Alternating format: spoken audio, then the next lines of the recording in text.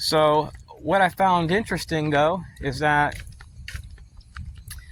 just 2 days ago, I'm taking a walk through this area. It's not a really big trail. It just goes in a loop. I would say maybe no more than 500 to 600 yards. So I'm taking like a little mini walk around this fountain area back to my car, which is like maybe 200 yards from here.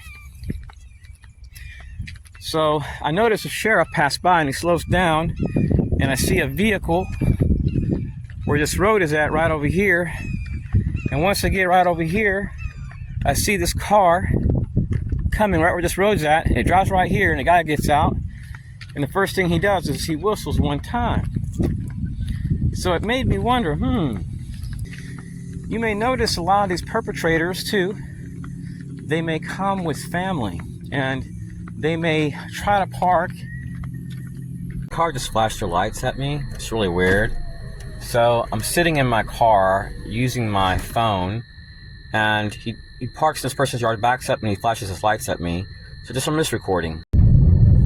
So right after going for a walk, I drive to a local library, which is like 3.5 miles away from where I was at. It only took me maybe like 3 minutes to get to that location, and there's plenty of parking spaces. So I see a car drive, he stops behind my vehicle, he parks in somebody's yard, he reverses, and he flashes his lights at me. Hello, TIs. Now, one day I pulled into this gas station in Polk City, Florida. It's a small town, and they have a little chicken place here. I didn't make it even past that chicken. I got out of my car, and a guy walked up to me as I arrived. I was headed towards the door, and the guy tells me, do something, and he goes, really close to me. So what's really interesting is, fellow TIs, is that I live in the Orlando, Florida area. If you look at Google Maps and you look at Polk City, Florida, you gotta drive through a lot of wooded areas to get out here. In 1996, I was under a federal investigation, and I volunteered to take a polygraph test and allowed a search of my residence. And I was cleared from any accusations afterwards, but I found myself being subjected to targeting by clandestine and nefarious characters. And it was around June of 2003. I ran a Christian-based business, and a lady from Langley, Virginia asked me to give her a ride to the airport. She had no luggage, no purse on her, and we had chit-chatted for a while. She said she worked for a company in Langley, Virginia, and I noticed that when I glanced at her when she said that, her eyes were like moving upwards to the right. It was like as if she was lying, as if she was trying to conceal something. So the next day I'm on the road, and I notice a car next to me. And you ever had that feeling like somebody's watching you? I notice he's turned like this right here. He's looking right at me. He speeds up and he gets right in front of my car, like literally like inches from my bumper. So my first reaction was to pull the emergency brake and press the brake. And I told my friend about it. He says it's likely just a drunk driver. So I ended up having these experiences where I would go into town. I had to cross this bridge, and there was a naval base right there to the right, like a base gate. And these cars would have no brake lights, and there'd be brand new vehicles. And when the tags were ran, they came up as ghost tags. They were untraceable. And one car behind, like in front of me, would, like was going down the bridge, you see all the brake lights for all the cars when they're going down this bridge, except these cars that were in proximity to where I was at had no brake lights. And they would simply change a lane, and the car in front of that car would be on my bumper within literally a second. And what really saved me was when I was little, I had a friend that was a redneck, and they would go, him and his friends would go in the woods. We'd take turns driving cars, going mudding. So we learned a lot about defensive driving because one of his friends' brother was a cop and taught him all these defensive driving moves. So when we were little kids, we'd go out into the country, go like 35 miles an hour, press the brake on a really muddy road, and we'd be spinning around and doing all types of cool tricks. That really saved my life. And my encounters were with people that had the CIA logo It was on a black SUV.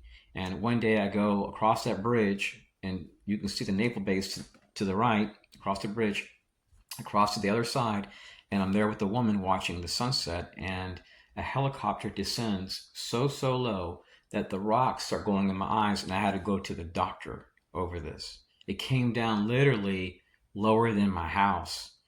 And there were people looking, and they came up to me and saying, "You want us to call an ambulance?" I'm like, "No, I'll be fine." And I was like, I couldn't even drive. She had to drive. And even she had little fragments in her eyes. It took a week to recover.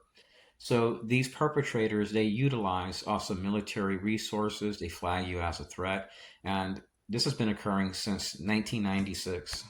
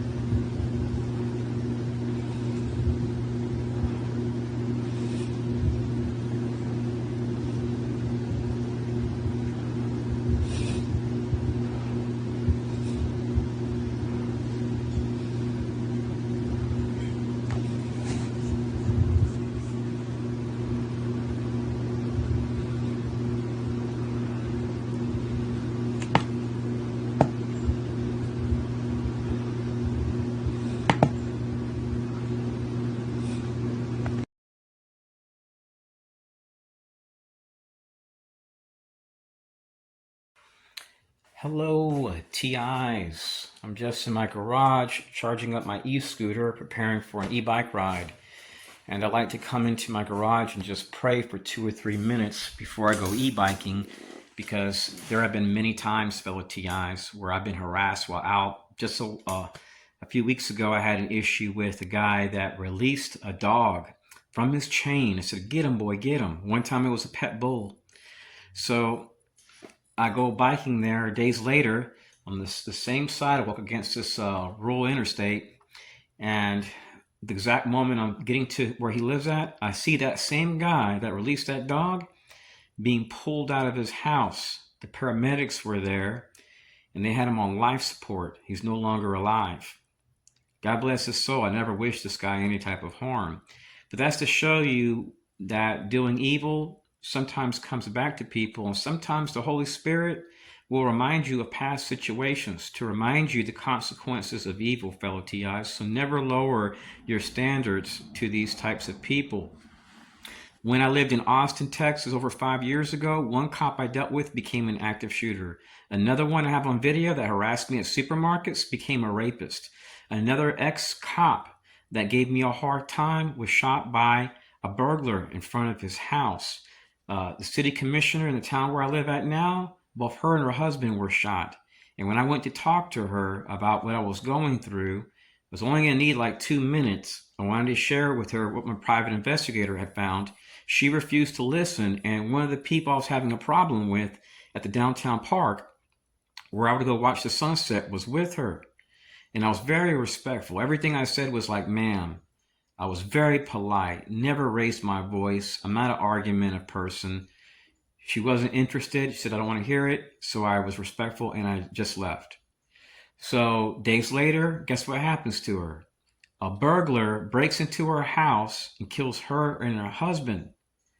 God bless those people's family. That's horrible. See, what happens is, fellow TIs, is that our enemies, they typically slander us, and then they tell people what to do, so that way the target is left in a vulnerable situation.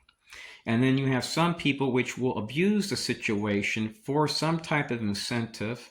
Sometimes you ever wonder why the state of Florida passed a bill which made it mandatory for city commissioners to expose how much money they get on the side? Well, it's because of people getting little kickbacks, little tea money. Some come into get into office and didn't even have $200,000 to their name, and now they have 8 million. So they are people that try to play team player, and then they're told something bad about you, and they will go along with it and allow their police to turn a blind eye to these activities. These activities that many targets experience in their communities are based on gaslighting. There was a time where once I would reach the front gate of where I lived at, where I had to scan my card for the gates to open, I would notice these people would park at a plaza and walk to the front gate. And when I was there, they would whistle as a group one time and then walk 5-6 minutes away to go to a plaza where their car is parked. They never went in there. So they may do little skits, and it may happen really quick. It happens real quick. They study your pattern, and then they may try to sensitize you. Just ignore it. Hello, TIs. See this patch of grass right here? This is at the front entrance of where I live at. And there was a time where, the exact moment I would exit the residential area, a blue car with a U.S. government tag would pull off the road. And then 8 hours later, when I was arriving home, that same exact car would pull off the road. And then as I would get to my house, I would see a car on the opposite side of the road flashing their lights like 10 times at me. Then I may notice a car parked on the wrong side of the road, parked next to my mailbox with one headlight, that would only leave the exact moment I fully parked my car.